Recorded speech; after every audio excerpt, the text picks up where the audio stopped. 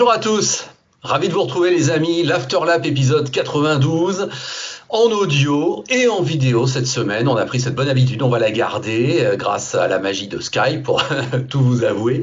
Et vous voyez tout de suite que nous accueillons Jean-Philippe Doré avec nous, grand spécialiste d'endurance et grand ami et grand consultant de l'Afterlap. Bonjour Jean-Philippe. Salut à toi mon cher LFB, salut à toutes et à tous. Eh ben écoute Jean-Philippe, on a certainement un petit peu le cœur qui bat de manière spéciale cette semaine parce que tu nous vois venir. On avait voulu te parler, consacrer ce numéro aux 24 heures du Mans Stories, à nos 24 heures du Mans Stories, oui, puisqu'on a commencé une série. Pourquoi ? Parce qu'on est mi-juin et que normalement aurait dû avoir lieu les 24 heures du Mans 2021. Forcément, tu y penses tout comme nous. Absolument, mais on aurait dû en revenir précisément puisque c'était prévu le week-end dernier. Donc c'est vrai qu'effectivement le pesage en ville, la parade des pilotes, tout ça, ça nous manque un petit peu. Ça nous a manqué encore plus l'année dernière puisque la course était à huis clos. Mais d'après les dernières annonces de la CO, on espère une belle jauge de public. 50 000 donc rapportés sur 10 jours, ça va faire à peu près 5 000 personnes par jour. Donc rendez-vous dans quelques jours pour l'ouverture de la billetterie et je pense que ça va aller assez vite quand même. Oui, ça c'est vrai. C'est vrai que c'était une bonne nouvelle de savoir qu'il y avait 50 000 au global. Ça fait tout de suite effectivement un peu plus important. Ça compense un petit peu, on va dire. Hein. Bon. Alors, on a décidé aujourd'hui, Jean-Philippe, de proposer une nouvelle thématique à nos auditeurs. On avait parlé des pilotes qui étaient nés pendant la Seconde Guerre mondiale, tu te souviens, par exemple. Donc à chaque fois, on essaie de trouver un petit quelque chose. Et là, on a pensé aux États-Unis. Les pilotes vainqueurs américains. Et il y en a combien alors ? Alors, 11 ou 12 suivant que l'on tient compte d'un Américain presque naturalisé ou pas. Mais il faut dire que ce futur Américain naturalisé, il va être un petit peu en fil rouge de cet Afterlap aujourd'hui parce que c'est vrai qu'il y a plusieurs pilotes américains vainqueurs des 24 heures du Mans qui doivent leur arriver aux 24 heures du Mans grâce à ce personnage-là, grâce à Luigi Chinetti. Voilà, donc il s'agit bien de lui. Et d'ailleurs, on va commencer par lui, Jean-Philippe, parce qu'on a décidé, bon, c'est pas illogique, hein, de remonter chronologiquement cette liste. Donc des 12, allez, disons 12, oui, des 12. 11 et demi, allez. Voilà, de ces 12 noms dans le panthéon du Mans, mais qui sont donc américains. Alors, effectivement, on commence par Luigi Chinetti. Alors, pourquoi est-ce un cas particulier ? C'est parce que c'est bien quelqu'un qui était italien et qui est devenu américain, c'est ça, hein ? Absolument, oui, puisqu'en fait, Luigi Chinetti a gagné ses 2 premières 24 heures du Mans en tant que pilote, en tant que citoyen italien. C'était sur Alfa Romeo en 1932 et 1934. Il est parti aux États-Unis pour la Seconde Guerre mondiale. En 1949, donc c'est la reprise des 24 heures du Mans. Luigi Chinetti est là. Il remporte sa 3e victoire en tant que pilote, qui est aussi la première de Ferrari pour sa première participation. Et à cette époque, la procédure de naturalisation américaine de Luigi Chinetti est en cours, puisqu'il obtiendra finalement la nationalité américaine 9 mois plus tard, en mars 1950.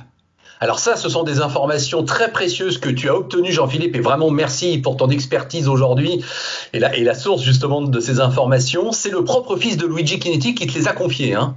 Absolument, oui, puisque dans le cadre de la préparation de cette Le Mans Story, j'ai contacté Luigi Chinetti Junior, dit Coco, qui était venu au Mans en 2019 pour la célébration du 70e anniversaire de la première victoire de Ferrari, et je l'ai contacté justement pour qu'il me confirme définitivement la naturalisation officielle de Luigi Chinetti, donc Luigi Chinetti père, donc en mars 1950. Donc merci d'abord à Coco Chinetti pour cette précieuse information. Alors, on va partir du principe que peut-être il était encore plus italien qu'américain lors de sa dernière victoire en tant que pilote, mais à partir du moment où il va devenir citoyen américain par la suite, il est forcément considéré comme américain. Donc voilà pourquoi nous l'incluons bien volontiers dans cette liste et nous commençons même par lui. D'autant plus, Jean-Philippe, que l'histoire s'arrête pas là, puisqu'après il devient patron d'équipe et il gagne encore en tant que patron américain. Absolument, puisque ça, on va en parler tout à l'heure, puisqu'il y a un pilote américain dans l'histoire, puisque donc Ferrari, rappelons-le, remporte 9 fois les 24 heures du Mans de 1949 à 1965, et donc la première victoire, 1949, Luigi Chinetti en tant que pilote, et en 1965, pour la 9e et dernière victoire en date de Ferrari au classement général, c'est Luigi Chinetti, patron d'écurie avec sa fameuse écurie NART, North American Racing Team, qui est donc représentante officielle aussi de Ferrari aux États-Unis, puisque Luigi Chinetti a également été un petit peu contre l'avis d'Enzo Ferrari au départ, le premier importateur exclusif de Ferrari aux États-Unis. Voilà, donc écoute, un destin assez étonnant et assez fourni, riche. Mais c'est vrai que là, cette histoire à la fois pilote dans un premier temps, puis team manager, on va dire, dans un deuxième temps, c'est vrai que c'est incroyable. Hein, ça, Ferrari, il peut pas se plaindre d'avoir eu Luigi Chinetti quand même dans son giron. Hein.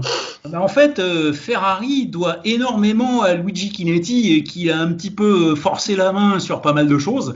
Premièrement, pour cette participation des 24 heures du Mans 1949, puisque Enzo Ferrari, on peut le dire aujourd'hui, ne sentait pas trop les 24 heures du Mans, mais bon, Luigi Chinetti a un petit peu rusé l'affaire en faisant engager sa voiture sous le nom de son coéquipier, un aristocrate britannique qui s'appelait Peter Mitchell Thompson, deuxième baron de Selsdon et membre de la très prestigieuse Chambre des Lords britannique, d'une part, et d'autre part, Luigi Chinetti a également réussi à convaincre Enzo Ferrari d'importer ses voitures aux États-Unis sur la base d'une stratégie commerciale assez inédite, c'est-à-dire des voitures personnalisées, qu'il s'agisse de couleurs, de selleries, de tableaux de bord, de coupés ou de cabriolets, etc. Et aujourd'hui, ces Ferrari des années 1950 et surtout des années 1960, on se les arrache à des prix démentiels dans les ventes aux enchères de voitures de collection aujourd'hui. Bon, écoute, je te propose d'enchaîner parce qu'on t'écouterait pendant des heures, mais bon, allez, on a décidé qu'il fallait bien que les 12 pilotes aient une part à peu près égale. Donc après Luigi Chinetti qui démarre de manière assez flamboyante ce classement, on en arrive là à un vrai américain, voilà, hein, si j'ose dire, un américain de naissance, et c'est pas n'importe qui. Hein. Alors, effectivement, le premier pilote américain de naissance, cette fois vainqueur aux 24 heures du Mans, et c'est aussi une découverte de Luigi Chinetti qu'il a confié aux bons soins d'Enzo Ferrari pour les courses sport et d'endurance au mi-temps des années 50. Phil Hill, donc. Phil. Voilà, donc premier américain de naissance vainqueur aux 24 heures du Mans. Donc trois victoires, 1958, 1961, 1962. 3 victoires avec le même coéquipier, d'ailleurs, rappelons-le, le Belge Olivier Jean-Debien, qui a constitué d'ailleurs avec Phil Hill, on va dire, l'un des premiers grands équipages historiques de l'histoire des 24 heures du Mans. Et ce que l'on peut noter aussi, il y a une particularité assez curieuse dans le palmarès de Phil Hill aux 24 heures du Mans, c'est qu'on a 14 participations, 3 arrivées, mais les 3 arrivées, ce sont les 3 victoires en fait. Ah oui, il est que 3 fois à l'arrivée, mais quand il est à l'arrivée, il est sur la plus haute marge du podium, c'est ça? Il est 3 fois vainqueur, absolument. Ah oui, extraordinaire. Et alors, il a une caractéristique donc qui est unique dans l'histoire des 24 heures du Mans. Je te laisse nous la délivrer. Alors en fait, c'est aussi en 1961 le seul pilote à avoir été dans la même année champion du monde en Formule 1, avec Ferrari également, et vainqueur des 24 heures du Mans. Et aussi une autre singularité dans le parcours de Phil Hill, pour un pilote américain qui est assez curieux, c'est qu'il n'a jamais couru sur circuit ovale à domicile. Oui, c'est vrai. À l'époque, on pouvait se dire, comme Mario Andretti, allez, je fais un peu tout. Et puis, non, Phil Hill, il est resté un peu européen, on va dire, dans l'esprit. Absolument, c'est ce qui a donné sans doute à Luigi Chinetti l'idée de l'envoyer en Europe pour courir au sein de la Scuderia Ferrari, même si Enzo Ferrari, qui avait parfois la dent dure à propos de ses pilotes, le considérait comme un excellent pilote de sport et peut-être le sous-estimait un petit peu pour la monoplace. C'est pour ça que Enzo Ferrari a mis plusieurs années à titulariser Phil Hill en Formule 1, mais finalement, il n'aura pas eu à le regretter, puisque Phil Hill est devenu champion du monde en 1961. Voilà, alors il était né à Miami, il est mort en Californie, il a traversé les États-Unis si je puis dire. Et alors, tu me disais que c'était aussi un amateur de musique, il fréquentait la Scala de Milan, hein, on peut Absolument. aussi faire ça. À l'époque où il s'est installé en Italie en tant que pilote donc d'usine Ferrari, grand amateur d'opéra, fréquentait régulièrement la Scala de Milan et emmenait avec lui sur les circuits une installation, une espèce d'ancêtre de la chaîne stéréo portable pour écouter de l'opéra et du jazz dans sa chambre d'hôtel pendant qu'il était en week-end de course. Oui, effectivement, ça dénote un petit peu dans le milieu. Bon, C'est vrai que c'était un caractère assez atypique pour l'époque, et notamment au sein des pilotes Ferrari, puisque on savait qu'Enzo Ferrari aimait les pilotes qui risquaient tout, aimait au-delà au volant de ses voitures, et Phil Hill n'était pas du tout dans cet esprit-là. Et c'est peut-être un petit peu finalement au fil du temps ce qu'Enzo Ferrari a pu peut-être lui reprocher finalement. on va enchaîner avec le troisième homme, si tu veux bien. Carroll Shelby, originaire du Texas. Et là, c'est vrai que je le dis pas par hasard, parce que c'est un état, on va le voir, qui revient assez souvent dans Oui. notre liste. C'est étonnant. Alors, Carroll Shelby, puisqu'il s'agit de lui, je sais pas si Phil Hill un jour aura les honneurs d'un film hollywoodien, mais en tout cas, Carroll Shelby lui a eu cet honneur. On se souvient tous évidemment, Le Mans 66, il est interprété par Matt Damon. Alors, juste un petit détail concernant Phil Hill, c'est qu'il a quand même eu une postérité cinématographique, puisque notre regretté confrère photographe Bernard Caillé l'avait fait engager comme conseiller technique pour le film Grand Prix réalisé par John Frankenheimer en 1966. Ouais. Donc, pendant la saison de Formule 1 1966, d'ailleurs, Phil Hill joue un petit rôle dans le film, un pilote américain qui s'appelle Tim Randolph, et il était notamment en charge du pilotage d'une voiture caméra qui était une Ford GT40 sur laquelle on tractait les monoplaces de certains pilotes qui n'étaient pas des pilotes professionnels, par exemple dans le casting du film, quelqu'un comme Yves Montand par exemple, Ouais, d'accord, ok. qui n'était pas du tout pilote, et donc pour certaines scènes où on le voyait en gros plan à haute vitesse, en fait il était tracté par une Ford GT40 caméra qui était pilotée par Phil Hill. D'accord, donc effectivement un petit lien, on va dire quand même avec le cinéma, du Voilà. niveau de l'interprétation d'un personnage qui serait le sien. Bon,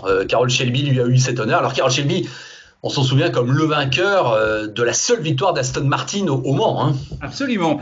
En plus, Carroll Shelby, deux participations en tant que pilote, toutes les deux sur Aston Martin, et l'unique victoire d'Aston Martin au Général au Mans en 1959, associée au Britannique Carroll Shelby. Et là, on ne peut qu'inviter les amis qui nous écoutent et qui nous regardent à revoir Le Mans 66, puisque la scène d'ouverture de Le Mans 66, ce sont des images embarquées nocturnes de la victoire de Carroll Shelby au 24 heures 1959. Voilà, avec Roy Salvadori. Je me permets de te Oui, corriger légèrement parce que ta langue a oui. fourché. Donc ouais, c'est Roy avec un Roy Salvadori, oui, oui, Salvadori. tout à Voilà, fait. c'est ça. Alors, seulement deux participations dont une victoire. Oui, le ratio il est pas mal. Mais alors après, c'est vrai qu'il emprunte deux voies différentes, constructeur et patron d'équipe. Absolument. Alors, après sa retraite de pilote, il devient constructeur avec une association assez curieuse entre le châssis britannique AC et les gros moteurs V8 Ford américaines. Ça donne naissance à la C Cobra, qui va devenir une des voitures de sport emblématiques des années 60, avec son arceau de sécurité, son gros V8, etc. Et avec en prime une victoire de catégorie et une quatrième place au général au 24 heures du Mans en 1964 pour une version compétition avec carrosserie profilée et fermée avec la fameuse Cobra Daytona, pilotée par Dan Gurney et Bob Bondurant en 1964. Et ensuite, donc, Carroll Shelby va prendre en charge sous sa propre structure Shelby American Incorporated l'engagement, ou tout du moins une partie de l'engagement des Ford officiels aux 24 heures du Mans. D'accord, donc effectivement, les deux premières victoires mythiques de Ford au Mans, c'est sous la bannière un petit peu Shelby, hein. Absolument. Hmm. Le triplé de 1966, d'une part, avec la victoire du duo néo-zélandais Chris Amon, Bruce McLaren, et l'année suivante, peut-être aussi une petite fierté nationale pour Carroll Shelby, l'équipage 100% américain de 1967 avec Dan Gurney et Jay Foyt. Mais il y a eu un autre pilote américain vainqueur au 24 heures du Mans entre Carroll Shelby, Ouais. Phil Hill et Dan Gurney et Jay Foyt, effectivement. Alors on enchaîne et ce pilote, alors je vais juste préciser que Carroll Shelby nous a quittés en 2012 à Dallas à l'âge de 89 ans. Tout comme là, le pilote dont on va parler nous a quitté lui par une crise cardiaque en Italie en 1985. On s'attendait pas à une mort pareille. Et moi je l'aime beaucoup parce que je trouve qu'il a pas un look de pilote. C'est Masten Gregory. C'est vrai quand on le Absolument. revoit, ses lunettes là, c'est étonnant. Hein. Ah oui, grosse lunette et pourtant grosse carrière en voiture de sport puisqu'il compte quand même 16 participations aux 24 heures du Mans, dont 8 sur Ferrari et il fait partie justement du duo de pilotes qui a offert sa dernière victoire au général à Ferrari en 1965. Donc la Ferrari 250 LM numéro 21 du North American Racing Team partagée avec Donc l'Autrichien Jochen Rindt. la boucle est bouclée avec Voilà. Luigi Chinetti là, hein, c'est ça. Absolument. Ouais. Et donc, une victoire qu'on n'imaginait même pas, puisque voiture victime de gros soucis techniques en début de course, à tel point que Jochen Rindt estime la cause perdue et qu'il est sur le point de quitter le circuit des 24 heures sans prévenir personne. À un Ah oui. moment donné, Masten Gregory se demande où il est passé, il le cherche et finalement, il finit par le trouver. Il s'est changé, c'est-à-dire qu'il est en civil, Ouais. il est sur le point de monter dans un taxi pour quitter le circuit. Ah Et oui, là, et incroyable. là Masten Gregory lui dit, écoute, c'est pas complètement perdu, on va repartir, etc. Et Jochen Rindt lui répond, il dit, bon, ok, on repart, mais on repart et on y va à fond quoi qu'il arrive. Donc ils reviennent du diable vauvert, comme on disait à l'époque, et finalement ils prennent la tête de la course le dimanche en fin de matinée, début d'après-midi, lorsqu'une autre 250 LM qui est en tête, engagée par l'écurie Francorchamps de Jacques Swatters, donc l'autre premier grand importateur de Ferrari en Europe, déchappe un pneu, explose un pneu, s'arrête au stand et donc Masten Gregory et Jochen Rindt prennent la tête à ce moment-là avec une autre histoire assez curieuse. Jochen Rindt a dit un jour que Luigi Chinetti avait bien fait de mettre Masten Gregory dans la voiture pour franchir la ligne d'arrivée parce que Jochen Rindt avait plutôt tendance à piloter en force. Ouais. Et une fois la ligne d'arrivée franchie, bah, la voiture n'aurait pas fait un tour de plus puisque le différentiel a lâché juste après le drapeau à damier. Ah oui, ça fait partie de ces arrivées où la voiture Voilà. arrive à l'agonie, quoi, hein, c'est ça. Voilà, voilà, il y a quelques arrivées dans l'histoire des 24 heures du Mans qui sont un petit peu étranges dans le sens où on se dit ouf, on n'aurait pas fait un tour de plus. Voilà. Et alors là, je vais montrer une photo. Là, tu vois qu'on essaie de mettre quelques illustrations de temps en temps. Et donc, sur cette photo, on voit Masten Gregory sur le podium qui fait un geste avec ses doigts en forme de V, un petit peu inversé. Dis donc, ça me dit quelque chose, ce geste. Alors, c'est un geste que Steve McQueen a repris dans son film Le Ah Mans en oui, c'est ça. 1970. En fait, Steve McQueen termine, ne gagne pas la course. Et en fait, il fait ce geste à l'égard de ses compagnons d'écurie Porsche 917 Golf qui, eux, viennent de gagner la course. D'accord, c'est ça. Bon, ben Voilà. voilà, rendons à César ce qui appartient à César.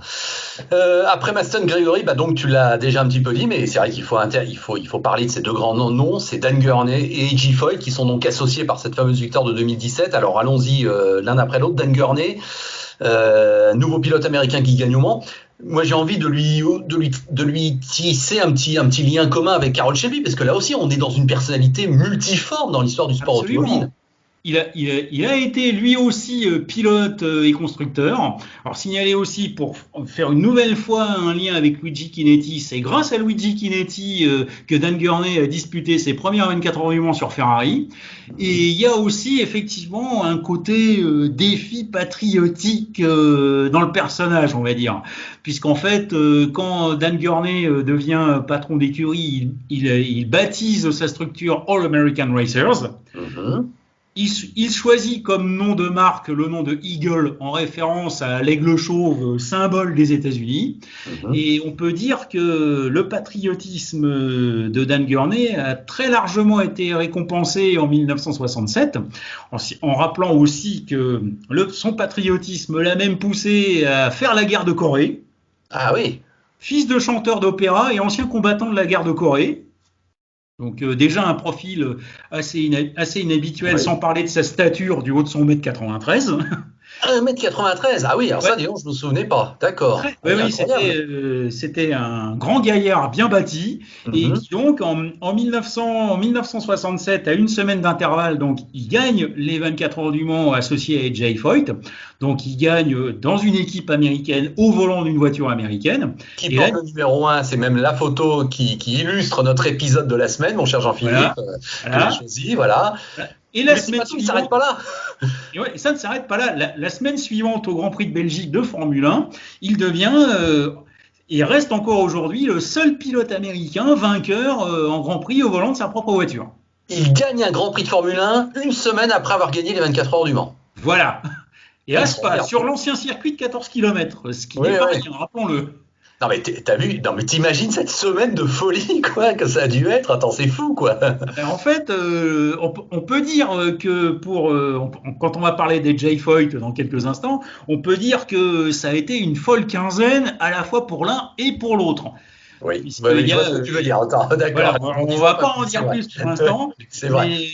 mais ce qu'on peut dire aussi de Dan Gurney, c'est que 1967, c'était sa dernière participation aux 24 heures du Mans, donc il a conclu son parcours en tant que pilote aux 24 heures du Mans par une victoire, et qu'ensuite, donc, il est devenu constructeur en enrichissant également son palmarès en tant que partenaire de Toyota dans la série d'endurance IMSA aux États-Unis avec deux titres à la clé Mhm. dans les années 90, qu'il a également signé en Formule 1 l'unique victoire de Porsche Eh en tant oui. que constructeur complet, châssis et moteur, c'était au Grand Prix de France sur le circuit des Essarts en 1962, et qu'il a également été à sa manière un pionnier de la sécurité, puisqu'il a été le premier pilote de monoplace à porter un casque intégral.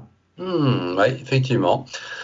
Dis donc, quel personnage incroyable, hein. Là, faut vraiment Absolument. le reconnaître. Dan Gurney, c'est vraiment la légende à l'état pur. Alors, il était né dans l'État de New York et on sait qu'il nous a quittés très récemment, en 2018, hein, en Absolument. Californie. Moi, je m'en souviens, hein, à Motors, évidemment, ça nous avait évidemment marqué et nous avions monté un petit film spécial. À ce moment-là, je préparais des films archives pour tout te dire concernant la CO. Évidemment, on avait ressorti le clip, on va dire, de 1967, bien sûr, hein.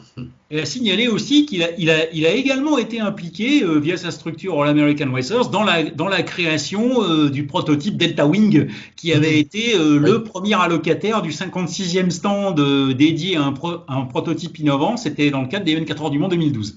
D'accord. Alors, son coéquipier, bon, bah, on l'a compris, on en a déjà parlé, c'est Edgy Foyt. Alors, Edgy Foyt, évidemment, on sait tous que c'est un type légendaire avec son palmarès incroyable, puisque donc la fameuse quinzaine dont tu parlais, c'est que lui, bon, Phil Oui. Hill, le seul à avoir gagné la même année Le Mans et un championnat du monde de Formule 1, mais le seul à avoir gagné Le Mans et Indianapolis la même année, pareil, à 15 jours d'écart, c'est donc Edgy Foyt. Fabuleux. Absolument. À 11 jours d'intervalle, pour être Oui, précis. voilà, c'est Voilà, ça. puisqu'en plus, à cette époque, les 500 miles Indianapolis avaient lieu le lundi, c'est-à-dire le jour férié, le dernier lundi du mois de mai, qui est dédié aux anciens combattants aux États-Unis, et que pour des questions de météo, la course avait commencé le mardi et s'était achevée le mercredi. Ah, Et donc, dans la foulée de cette victoire, AJ Foyt est parti au Mans. Il aurait dû venir en 1966, mais ça s'était pas fait suite à un accident qu'il avait eu juste avant les 24 heures. Et donc, alors, AJ Foyt, le Mans encore plus insolite, une participation, une victoire. voilà. Difficile de faire mieux, Oui. un des rares monsieur 100% des 24 heures. Et AJ Foyt est d'ailleurs revenu au Mans en 2017 pour le 50e anniversaire de sa victoire. Et on avait été d'ailleurs une petite poignée de journalistes à le rencontrer le vendredi, la veille de la course, en début d'après-midi à l'Hospitality Ford.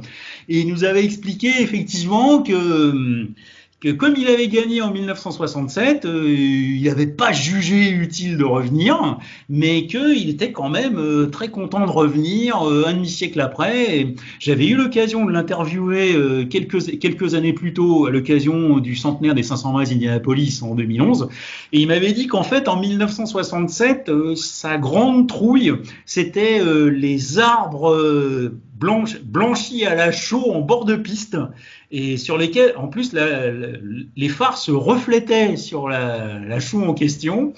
Et il avait dit cette petite phrase, quand je voyais ça en bord de piste, je me disais toujours, si je sors là, je suis vraiment pas bien. Ah oui, effectivement. A.J. Foyt, bon, bah, pilote texan, né à Houston, voilà, encore le Texas à l'honneur, toujours Surnommé en vie. Supertex aux États-Unis d'ailleurs. Pardon? Surnommé Supertex aux Ah oui, États-Unis en d'accord. référence à ses origines texanes Eh justement. ben voilà.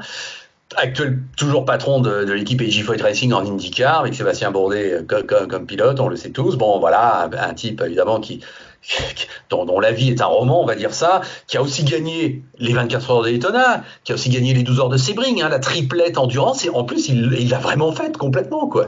Oui, et en plus, on peut même citer une autre singularité dans son palmarès, du côté de la NASCAR, puisque tu viens de parler du circuit de Daytona, seul pilote vainqueur à la fois des 24 heures du Mans et des 500 miles de Daytona, ce que les pilotes du championnat appellent le Super Bowl de la NASCAR, que Oui, le AJ Foyt a Daytona remporté en 500, comme on dit 72. maintenant, un peu plus, oui, hein, c'est ça. Ouais, d'accord, Voilà, ok. Oui, un peu que plus tard. Mario Andretti a aussi gagné, mais évidemment, on sait que lui n'a pas gagné le Mans, hélas. Voilà pourquoi je le dis tout de suite, mais n'attendez pas que Mario Andretti figure dans ce classement, parce qu'aussi incroyable que ça puisse paraître, non, Mario Andretti ne fait pas partie de ces 12 Américains vainqueurs aux 24 heures du Mans. Et ça, c'est vrai qu'on est obligé de dire que ça ressemble à une injustice. Ouais, et pourtant, Dieu sait s'il a essayé, puisque même en 2000, l'année de ses 60 ans, il était encore là pour tenter le coup dans un prototype Panos. Oui, c'est ça, exactement. Alors on enchaîne, on va passer maintenant à la deuxième partie de notre classement, mais qui est un classement historique. Alors c'est vrai que là, tous ces pilotes qu'on vient d'évoquer, ils ont un peu le statut de légende, ça c'est clair. Maintenant on va aborder des pilotes qui sont un peu plus récents, qui sont parfois toujours en vie, et dont on se souvient peut-être un petit peu moins, c'est paradoxal par rapport à pourtant leur modernité, mais comme tu nous apportes plein d'infos Jean-Philippe, je sais qu'il il va y en avoir plein, et je te propose d'aller une dizaine d'années en avant, parce qu'il a fallu attendre les années 70 pour enfin avoir un nouveau pilote américain, c'est Hurley Wood, et qui lui a Absolument. pas fait semblant parce qu'il a gagné 3 fois. Oui, alors 3 fois au fil de 3 décennies différentes, ce Ah qui oui, dénote incroyable. aussi d'une certaine longévité. Oui. Donc 14 participations de 1977 à 1994, avec 2 autres singularités. Il gagne dès sa première participation en 77, mais ça tu l'as raconté il n'y a pas très très longtemps dans un Exactement. afterlap qu'on invite les amis qui nous regardent, qui nous écoutent à consulter très rapidement. Merci Jean-Philippe. J'avais intitulé l'épisode Le facteur X parce qu'il faut bien avouer que c'est le fameux épisode où la Porsche de Pescarolo X abandonne très précocement et Jackie X est reversée sur l'autre Porsche, mais qui elle-même est au fond du trou. Hein, c'est ça qui est incroyable avec Jürgen Barth et donc Hurley Wood. Et bon, tout le monde sait que c'est Jackie X qui a porté à bout de bras cet équipage et qui a fait une nuit d'anthologie. D'accord, mais ça n'enlève rien qu'il fallait être aussi présent pour les 2 autres. D'ailleurs, quand on parle à la fois de cette course à Hurley Wood et à Jackie Hick, j'ai eu l'occasion de le faire. J'ai malheureusement jamais eu l'occasion de rencontrer Jürgen Barth à ce sujet, mais ils sont tous les deux d'accord pour dire que cette édition 77, ils auraient jamais dû la gagner en fait. Oui. Ah, c'est vrai que c'est légendaire, là aussi, c'est une édition légendaire. Mais Alors, n'oublions pas Hurley Wood. Donc il gagne en 77, pour il sa regagne première en participation, 83. il gagne en 83, il gagne en 94 pour sa dernière participation, c'est-à-dire qu'il a gagné pour sa première et pour sa dernière, dans Oui. des circonstances qui sont en plus un peu insolites. Bon, on vient de parler de ces 24 heures 77 qu'il n'aurait jamais dû gagner. Donc en 1983, il y a un gros problème sur leur Porsche un peu avant l'arrivée. Il y a une portière qui s'envole dans les inaudières. On fixe une portière neuve, sauf que la portière est mal fixée et dévie le flux d'air du moteur, Mhm. ce qui provoque on commence à voir une drôle de fumée qui commence à sortir par l'échappement latéral gauche de la Porsche 956 victorieuse, qui est pilotée à ce moment-là par un autre Américain qui s'appelle Al Albert. Donc les deux coéquipiers, Hurley Wood et Vern Schuppan, ils voient leur voiture faire leur dernier tour à 30 à l'heure et ils se disent ça va pas aller au bout. Et finalement, c'est un petit peu la même histoire que pour Maston Gregory en 1965. La Porsche 956 victorieuse en 83 n'aurait pas fait un tour de plus, d'autant plus que Jackie X et Derek Bell étaient revenus à moins d'un tour à ce Mhm. moment-là. Mhm. Ouais, ça fait partie de ces arrivées épiques où on retenait son souffle. Et en 94, donc, il gagne. Et là, je le signale parce qu'il y a un Français dans l'équipage. Ah oui, notre ami Yannick Dalmas, que l'on salue au passage, avec également l'Italien Mauro Baldi sur Tower Porsche 962 LM, donc, avec aussi une autre singularité, c'est que en fait Hurley Wood n'aurait pas dû piloter cette voiture-là. À l'origine, il était prévu sur l'autre voiture engagée par l'écurie, mais finalement, il a été associé à Mauro Baldi et Yannick Dalmas pour la simple raison que leur gabarit qui était à peu près similaire, leur gabarit physique qui était à peu près similaire, facilitait les changements de pilote lors des arrêts au stand. Alors lui aussi a remporté la triplette magique Daytona et Sebring. Et Daytona d'ailleurs, c'est lui qui est toujours le recordman de victoire. Hein, Effectivement, il est toujours aujourd'hui co-détenteur du record de victoire aux 24 heures de Daytona qu'il a gagné 5 fois. Et c'est un record qu'il partage avec son compatriote Scott Pruett. Voilà. Hurley Wood, né à Chicago, 73 ans. Est-ce que tu connais aussi sa particularité, si j'ose dire, civile et citoyenne? Est-ce que tu vois ce que je veux dire? Non, c'est moi qui vais t'apprendre quelque chose. Hurley Wood, il y a quelques années, a fait son coming out. Tu avais entendu parler de ça? Alors, effectivement, j'avais entendu parler de cette rumeur, mais il est vrai que ça commence un petit peu à changer, mais l'homosexualité chez les coureurs automobiles, c'est encore un sujet un peu tabou aujourd'hui. On est parfaitement d'accord, et si je le signale, c'est bien dans un but de ne faire que écho au monde moderne dans lequel on vit, où ce genre de nouvelles ne devrait pas poser de problème, et ça ne nous en pose pas, mon cher Jean-Philippe. Le fait est que c'est suffisamment rare pour être signalé. Effectivement, j'ai retrouvé les articles qui en parlent. Hurley Wood a révélé officiellement son homosexualité. Alors, d'après moi, j'arrive pas à comprendre si c'est en 2011 ou en 2018 qu'il l'a dit publiquement, mais il l'a dit à plusieurs reprises, et notamment aux États-Unis. Il y a un documentaire qui est sorti, c'est donc officiel, il n'y a pas de problème. Et effectivement, pour lui, c'était la façon de briser une sorte de tabou, de révéler l'homosexualité dans un milieu soi-disant très macho, quoi. Oui. Voilà. Bon, écoute, c'était à signaler. Là, on se rend compte qu'il y a des choses, Dieu merci d'ailleurs, qui progressent à pas de géant du côté des femmes dans le sport automobile depuis l'arrivée de Jean Todt à la présidence de la FIA. Mais c'est vrai qu'il faut quand même dire que du côté de l'homosexualité dans le sport automobile, qu'il s'agisse du côté masculin ou féminin, il y a encore pas mal de progrès à faire de ce côté-là. C'est ça. Donc, hommage quelque part à Hurley Wood qui fait partie de notre liste prestigieuse aujourd'hui des vainqueurs américains en 24 heures du Mans.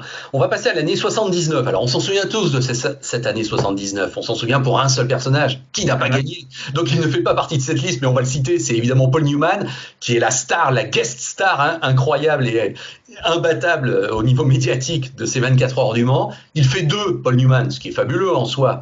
Il gagne sa catégorie en plus. Pardon ? Il gagne sa catégorie, puisque oui, voilà. Sa Porsche 935 était engagée en catégorie IMSA, et il gagne en plus sa catégorie. Voilà, donc rien à lui reprocher, bien au contraire, fabuleux. Mais il est battu par une Porsche où il y a 2 pilotes américains sur les 3 engagés, et ça on l'a peut-être un peu tendance à oublier, les frères Whittington, qui sont des personnages un petit peu hors du commun là aussi. Oui, alors personnalité insolite effectivement, parce que c'est vrai que quand on les a vus arriver en tête des 24 heures du Mans, bon, il faut rappeler un petit peu les 24 heures 1979, il faut rappeler un peu le contexte. Il pleut, oui. La météo est exécrable. Il y a une déroute absolue dans les prototypes Porsche d'usine engagés, il y avait notamment Jackie Hicks, Brian Redman, Bob Volek sur Porsche 936. Tout le monde abandonne. Et on se retrouve avec des Porsche 935 qui bataillent pour la victoire. Et celle qui va gagner, donc celle de Don et Bill Whittington, associé à un futur triple vainqueur des 24 heures du Mans à la personne de l'Allemand Klaus Ludwig. Donc là, ce sont des experts de Porsche qui sont derrière cette participation. Rappelons-les quand même, les préparateurs Manfred et Erwin Kremer. À qui Don et Bill Whittington ont versé un beau paquet de dollars pour pouvoir disputer la course. On peut dire d'une certaine manière que Don et Bill Whittington sont des gentlemen drivers un petit peu sulfureux parce qu'on ne sait pas trop d'où viennent les sacs de voyage remplis de dollars qui servent à payer leur participation au 24h79. Donc tu es en train de nous dire qu'il y a du blanchiment d'argent, ne nous voilons pas la face. Absolument, c'est bien de ça qu'il est question finalement. Mais en fait, donc ils vont participer aux 24 heures du Mans exclusivement sur Porsche.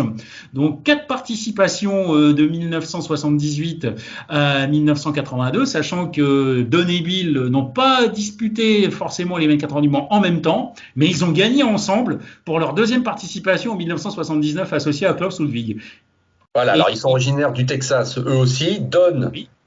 à 75 ans au moment où on parle, il est toujours en vie. En revanche, Bill, et là c'est très récent, est décédé le 23 avril dernier, 23 avril 2021. Dans un accident d'avion, oui. Voilà. Alors, signalons aussi qu'il y a eu un troisième frère, Whittington, qui a disputé les 24 heures du Mans, il s'appelait Dale, et qu'il y a eu aussi quelques participations en monoplace du côté des frères Whittington, notamment du côté des 500 miles d'Indianapolis aussi. D'accord. Bon, bah écoute, en tout cas, ils font partie de plein droit de cette liste des vainqueurs américains au Mans, c'est incontestable. Et autant donc Bill Whittington nous a quittés très récemment dans un crash d'avion, et bien Al Olbert, même destin. Lui, il s'est crashé dans son avion le 30 septembre 1988, donc là, c'était pas hier, mais à 41 ans seulement, donc évidemment un choc pour ce pilote qui était né en Pennsylvanie et qui sur 7 participations seulement, parce que de nos jours, quand tu fais que 7 fois Le Mans, ça semble peu, a gagné 3 fois. Al Olbert. Voilà. Avec aussi une petite singularité pour la première participation d'Al Olbert aux 24 heures du Mans, c'était presque 100% français puisqu'il était chez notre très regretté constructeur Manceau Jean Rondeau avec les prototypes Inaltera à l'époque. Il avait pour coéquipier Jean-Pierre Beltoise. Et par contre, toutes les autres participations d'Al Olbert aux 24 heures du Mans, c'était sur Porsche. Donc oui. Avec 3 victoires, donc on a largement raconté l'arrivée chaotique qu'il a connue en 1983 avec cette Porsche 956 dont le moteur se déglinguait au fil des tours. Et en 1986-1987, il gagne avec un équipage qui reste identique. Donc ça fait partie de ces équipages peut-être moins mythiques que Phil Hill, Olivier Jean-Debien ou encore Jacques X, Derek Bell ou les amis Biela, Christensen, Pirot dans un avenir un petit peu plus récent. Lotterer, Feisler et Tréluyer, moi je vais rajouter. Voilà, aussi. Voilà. Ouais. Merci pour eux. Voire maintenant, on pourrait peut-être commencer à rajouter Alonso, enfin Buemi, Nakajima. Bien sûr. Même s'ils ont changé 2 fois de coéquipier, voilà. effectivement. Oui. Mais par contre, effectivement, on ne peut que saluer le magnifique trio de 86-87, puisqu'Al Olbert était associé à Derek Bell, qui raflait pour la circonstance ses 4e et 5e victoires au Mans. Et c'est avec donc Derek Bell et Al Olbert que Hans-Joachim Stuck a signé ses 2 victoires aux 24 heures du Mans. Ah oui, effectivement, sacré trio, ça c'est sûr. Lui aussi a gagné Daytona, tiens, lui aussi a gagné Sebring, tiens, hein, c'est vrai que... Avec aussi certaines responsabilités et un gros palmarès aux États-Unis, puisqu'il était le patron de la compétition de Porsche aux États-Unis, avec notamment un très gros palmarès dans le championnat d'endurance américain IMSA dont on parlait tout à l'heure. Alors, il ne reste plus que 2 noms dans notre liste, et là, je suis sûr que nos auditeurs ne les citeraient pas forcément spontanément, parce que ce ne sont pas les 2 plus connus, il faut être honnête, mais ils ont gagné le droit de faire partie de ce listing, c'est incontestable. Alors, on va commencer par Price Cobb. Là, je crois qu'il est un petit peu oublié, Price Cobb, c'est malheureux, pourtant il a gagné Le Mans sur Jaguar, ça c'est pas rien. Il a quand même participé et contribué au retour victorieux de Jaguar au 24 heures du Mans. Alors, pour ce que j'en ai découvert, Price Cobb est aujourd'hui chef d'entreprise aux États-Unis. Alors au Texas, à Austin, hein, encore une fois le Texas à l'honneur. Encore une fois le Texas, oui. Toujours le Texas, toujours aussi singulier au fil de cette Le Mans Stories. Et donc, Price Cobb, c'est quand même 7 participations aux 24 heures du Mans. Aussi une belle carrière en endurance américaine, puisqu'il a lui aussi gagné les 24 heures de Daytona en tant que pilote d'usine Jaguar, précisément. Et c'est également en tant que pilote d'usine Jaguar qu'il gagne en 1990, associé à John Nielsen et Martin Brundle. Oui, Bel donc équipage aussi. effectivement, pas mal, effectivement. Donc Price Cobb, qui s'est un peu, lui, alors c'est ce que tu nous dis, retiré du monde du sport automobile, j'ai l'impression, Voilà. un peu quand même. Oui, oui, Ouais. oui, là, il est parti dans une autre vie, en fait. Voilà. Non sans avoir été, comme on parlait de la série d'endurance américaine INSA, donc il a été 2 fois vice-champion en 86 et 87, et que sa dernière participation au Mans remonte à 1997, et son dernier top 10 aux 24 heures du Mans, il l'a fait en 1996 sur Dodge Viper. D'accord. Alors, on parlait tout à l'heure de Heywood et de ses 3 victoires sur 3 décennies. Donc, on avait compris que la dernière, c'était en 94, alors que Ouais. là, Cobb gagne en 90. Donc, on en est toujours dans notre liste à la dernière victoire, 94. Non, on va dire quand même y en avoir une après. Mais Mais à ce jour, reste la toute dernière victoire d'un pilote américain au Mans, c'est 1996. Donc, on est bien d'accord, Jean-Philippe. Depuis 1996, aucun pilote américain n'est monté sur la plus haute marche du podium aux 24 heures du Mans. Ça commence à faire beaucoup, dis donc. ça fait beaucoup, oui, effectivement.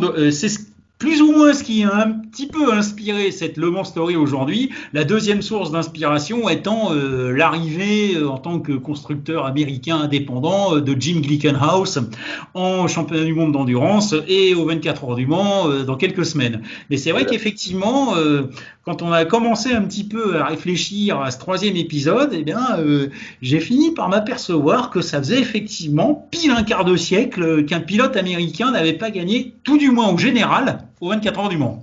Voilà, donc il s'agit de Davy Jones. Alors c'est un patronyme qui a été rendu célèbre depuis, je me suis aperçu par le personnage dans Pirates des Caraïbes, hein. C'est un peu l'ennemi comment il s'appelle, Johnny Depp, voilà. Bon, Jack Sparrow. ce qui fait que si on tape sur Google Davy Jones, on tombe pas du tout sur les images d'un pilote américain de sport automobile, on tombe bien Vous, sur Pirates des vous Caraïbes. avez un pirate à tête de pieuvre qui Oui, apparaît à c'est l'image ça. en fait. Bon, en tout cas, donc rendons-lui hommage, Davy Jones, qui est né à Chicago, qui est toujours en vie. Il vit au Texas, bah tiens, quelle surprise, et qui a 57 ans, a donc gagné en 96. Et il y a un de ses 2 coéquipiers qui est célèbre, hein, disons-le franchement. Ah bah oui, un des rookies célèbres des années 1990 avec ses bottines de 2 couleurs différentes Oui. et sa haute stature aussi, puisqu'il n'était pas aussi grand que Dan Gurney, mais bon, Alex Wurz, puisque c'est lui qu'il s'agit, c'est pas loin d'un petit mètre 85 quand même. Mhm. Et signalons aussi leur coéquipier allemand, Manuel Reuter, qui signait quant à lui sa deuxième victoire aux 24 heures du Mans après celle de 1989 avec notamment Stanley Dickens et Jochen Mass sur Mercedes. Alors c'est une victoire qui est considérée comme une victoire Porsche, même si pour moi, je le dis sincèrement, c'est plus une victoire Tom Walkinshaw. Enfin, c'est Oui, une TWR Porsche, c'est un montage, c'est ce que je peux appeler un montage mécanique qui fait que Porsche est derrière, mais en fait à la base c'est pas du tout Porsche. c'est plus qu'un montage, hein, c'est une espèce d'hybridation, puisqu'en fait le prototype TWR Porsche WSC qui gagne au Mans en 96, à l'origine, en 1991, c'est une Jaguar XJR14, donc avec un toit sur sa tête, qui n'avait pourtant pas disputé les 24 heures cette année-là. C'est ensuite devenu en 1992 une Mazda, donc toujours sous l'égide de Tom Walkinshaw, qui était passé de représentant officiel de Jaguar en 91 à celui de Mazda en 92. Et ensuite, eh bien, qu'est-ce qu'on fait? On coupe la tête de la Mazda, puisqu'on Voilà. lui enlève le toit. On lui met un moteur de Porsche 956-962 et ça donne ce prototype TWR qui a gagné non seulement en 96 mais aussi en 1997, donc sous les couleurs de Reinhold Joest, de Joest Ouais. Racing, et qui ne deviendra prototype d'usine aux 24 heures du Mans qu'en 1998, après que cette TWR Porsche ait quand même battu 2 années de suite les Porsche 911 GT1 d'usine en 96 et 97. Voilà, c'est ça. Vous avez suivi? Nous non plus. Ah non, mais c'est vrai que cette époque où effectivement il y avait comme ça oui, bah, du montage, reprenons l'expression, c'est vrai que c'était pas Ouais. si simple à comprendre. Mais alors, dis donc, en 97, David Jones aurait dû revenir pour défendre sa couronne et il n'a pas pu le faire. Pourquoi? Tout simplement parce qu'il a connu un très très gros accident en monoplace IndyCar. Je crois que c'était sur le circuit ovale d'Orlando, avec D'accord. un très très gros accident. J'avais eu l'occasion d'en parler avec Alex Wurz il y a quelques années. Il m'avait dit qu'effectivement il avait eu énormément de mal à s'en remettre, qu'il avait, paraît-il, même perdu partiellement la mémoire. Ah, oui, oui. Ensuite, parce que c'est vrai que quand on encaisse des jets sur un circuit ovale, quand on tape le mur, en général, c'est vrai qu'on n'en ressort pas intact physiquement, mais aussi peut-être un petit peu mentalement, puisqu'aujourd'hui la sécurité passive des voitures est tellement efficace, Dieu merci, qu'il arrive parfois que l'onde de choc de l'accident remonte jusqu'au cerveau. Et apparemment, c'est ce qui est arrivé à David Jones. Qui est remplacé en 97 par un certain Tom Christensen. Tiens. Un certain Tom K, oui. Ouais. Qui démarre là sa série. Voilà, qui, comme Alex Wurz l'année précédente, gagne les 24 heures pour sa première participation. Et j'ai envie de rappeler quelque chose aussi à propos de David Jones. C'est le championnat d'Angleterre de Formule 3 1983. Ayrton Senna, Martin Brundle. Voilà, donc on a cité Martin Brundle tout à l'heure, le duel Brundle-Senna, et qui termine troisième au classement général du championnat après le duel Senna-Brundle? David Jones, précisément. Ah ouais, incroyable. Ah donc il était en Europe, jeune pilote apprenti, et il s'est pas complètement mêlé à la bataille, mais enfin on peut lui rendre cet hommage à distance d'avoir été derrière le duo légendaire Senna-Brundle pour le titre F3 britannique. Ah oui, très intéressant. Ok, j'en Sachant aussi que David Jones, comme Price Cobb, ils ont tous les deux en commun d'avoir été pilote d'usine Jaguar fin des années 80, début des années 90, avec également pour David Jones une victoire aux 24 heures de Daytona en 90 et un podium avec Jaguar en 91 avec Michel Ferté et Raoul Bezel. D'accord, super. Bon, bah écoute, voilà, ainsi se termine, puisque donc on l'a bien dit, c'est le dernier Américain à avoir gagné Le Mans au classement général, ainsi se termine cet épisode. Alors c'est vrai qu'on avait fait un épisode sur les années qui se terminaient par 1, puisqu'on est en 2021, mais il faut bien avouer, chers amis, que passer comme ça des pays avec leurs vainqueurs au Mans, je crois qu'on a commencé par les États-Unis, mais je pense qu'on pourrait se laisser tenter par d'autres pays assez vite. Hein. Ça pourrait faire un bon épisode. Je crois aussi, et quand il sera pilote d'usine Peugeot, on a envie de souhaiter bonne chance à Gustavo Menezes, qui pourrait très bien devenir le prochain Américain vainqueur au Mans. Tu as raison, c'est la question qu'on peut se poser. Quand est-ce que ça va pouvoir repartir cette liste prestigieuse? Gustavo Menezes, c'est vrai que là, spontanément, j'ai envie de le citer, tu as raison. Ah, moi, je n'ai pas d'autres noms qui me viennent à l'esprit pour l'instant, mais je pense qu'il y aura un joli quota de pilotes américains dans l'association Penske-Porsche qui a été annoncée il y a quelques semaines. Ouais, tout à fait. Et quand je vois l'IndyCar actuel, bon, je te dis pas que je vois tous les jeunes pilotes là qui se mettent en évidence, aller en endurance forcément facilement, mais enfin, je peux pas croire que ça s'envisage pas aussi à un moment donné, surtout avec cet horizon 2023. Ils ont du centenaire qui motive déjà tout le monde. On ne parle déjà que de ça. Voilà, la planète sport automobile va révolutionner autour du Mans, quoi. En cette année-là, on a appris BMW maintenant qui rejoint une liste qui n'en finit plus de s'allonger. C'est même hallucinant comme on s'y attendait pas à ce point-là, quoi. Même si BMW n'a pas encore annoncé ses intentions concernant les 24 heures du Mans. Pour l'instant, ça ne concerne que l'IMSA aux États-Unis. Oui, c'est ça. Mais je nuance parce que quand j'apprends qu'on s'engage en LMDH, moi, j'en déduis qu'on va quand même au Mans. Mais t'as raison. Oui, voilà. Bien sûr. A priori, BMW semble vouloir donner la priorité au championnat américain IMSA pour 2023.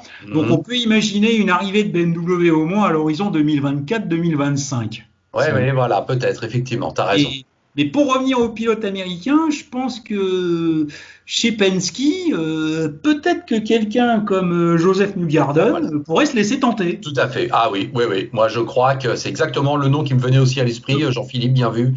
D'autant plus que, comme David Jones, en son temps, Joseph Newgarden a couru en formule de promotion en Europe. Oui, exactement. Je m'en souviens très bien, tout à fait. Je me souviens l'avoir vu courir à Brands Hatch en 2009. Et on m'avait dit à l'époque, Joseph Newgarden avait 19 ans à l'époque, et quelques chasseurs de tête bien renseignés du sport automobile sur le circuit de Brands Hatch m'avaient dit à l'époque, surveille bien ce petit gars, on va en reparler. Ouais, écoute, et même si on l'a pas toujours défendu et qu'on a eu parfois la dent dure, mais un pilote comme Marco Andretti, écoute, il pourrait se reconvertir parfaitement en endurance, ça sera formidable. Il l'a pas encore dit officiellement, mais c'est son objectif. D'ailleurs, il va disputer à Watkins Glen sa première course IMSA dans le prototype LMP3 engagé par Andretti Autosport. Ouais. Ce serait une belle histoire que après le grand-père, bah oui, le petit-fils, après le père bien sûr, mais le petit-fils essaye de Margot et Michael. Ouais. Mais en plus, Marco Andretti est encore dans la bonne tranche d'âge pour pouvoir le faire, puisqu'il a aujourd'hui, Marco Andretti a 34 ans. Bah oui. Rappelons que Tom Christensen en avait 30 quand il a gagné ses premières 24 heures. C'était également le cas d'Hurley Haywood en 77. Donc, jeune trentenaire vainqueur aux 24 heures du Mans, c'est tout à fait peu. Moi, j'oserais presque parier, compte tenu des liens entretenus avec l'équipe de Michael Andretti. Et pourquoi pas Marco Andretti en LMP2 chez United Autosport en 2022? Ouais, tout à fait. Bon. Je prends le pari. Écoutez, vous avez compris qu'on a un petit peu débordé de notre thématique d'origine pour déjà faire une sorte d'analyse globale de l'endurance made in USA, mais ça fait partie du jeu et je suis sûr que vous avez apprécié. On a sorti la boule de cristal pour essayer de voir l'avenir américain en endurance. En fait. Voilà, c'est ça. Bon, en tout cas, encore un épisode bien copieux et je crois qu'on peut vraiment applaudir notre ami Jean-Philippe qui avait vraiment super bien bossé, qui nous a tout préparé dans cet épisode de main de maître et évidemment, je n'ai eu qu'à me servir et je t'en remercie beaucoup Jean-Philippe. Et merci à toi pour ce dialogue toujours passionné et passionnant. Voilà, bah écoute, c'est un plaisir partagé. Ainsi prend fin cet épisode 92 de l'Afterlap, le podcast du sport auto disponible évidemment sur le site natif du podcast et puis sur YouTube en vidéo. Et aujourd'hui, c'est le cas et sur toutes les plateformes usuelles de podcasting. Jean-Philippe, je te souhaite plein de bonnes choses. On va dire qu'on se retrouve au mois d'août, hein, voilà, comme tout le monde. Hein. On espère se retrouver au mois d'août sur le circuit des 24 heures. Voilà, c'est ça. En attendant... Rendez-vous à l'automne pour un prochain épisode, sans doute. Voilà, c'est ça. Ça serait pas bête du tout. En tout cas, on va organiser ça. On vous tient au courant. Allez, salut Jean-Philippe, salut à tous et à très bientôt les amis. Salut LFB, salut à toutes et à tous.